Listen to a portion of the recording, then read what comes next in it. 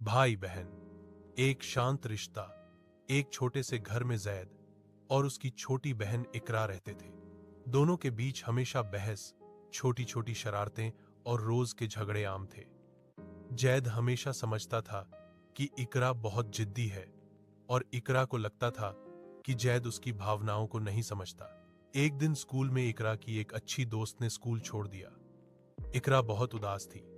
वह घर आई तो उसने जैद से कुछ नहीं कहा। कमरे में जाकर खामोशी से रोती रही। जैद ने उसकी आंखों में आंसू देखे मगर उसने कुछ न पूछा।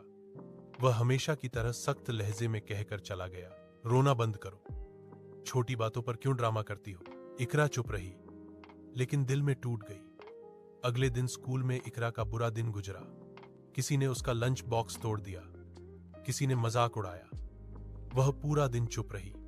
जब वह घर पहुंची तो असामान्य रूप से जैद ने उसका पसंदीदा जूस हाथ में पकड़ा हुआ था। उसने नरमी से कहा, आज सब ठीक है, तुम उदास लग रही हो। इकरा ने सर झुका लिया। भाई, कभी कभी लगता है कि मैं अकेली हूं, आप मुझे समझते ही नहीं।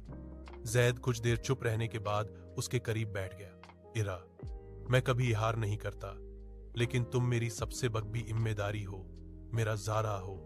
अगर तुम रोगी तो मुझे बुरा लगता है, लेकिन मैं कहने नहीं जानता। इरा की आंखों से आंसू बह गए, मगर इस बार ये आंसू दर्द के नहीं, मोहब्बत के थे। ऐद ने पहली बार अपनी बहन का हाथ पका और कहा, मैं हमेशा तुम्हारे साथ हूं, चाहे पूरी दुनिया बदल जाए, भाई कभी नहीं बदलता। इकरा ने मुस्कुराकर जवाब दिया, और बहन भी हमेशा भाई का साथ देती है, बस कभी कभार नाराज हो जाती है। दोनों हंस पड़े। उस दिन के बाद उनके दब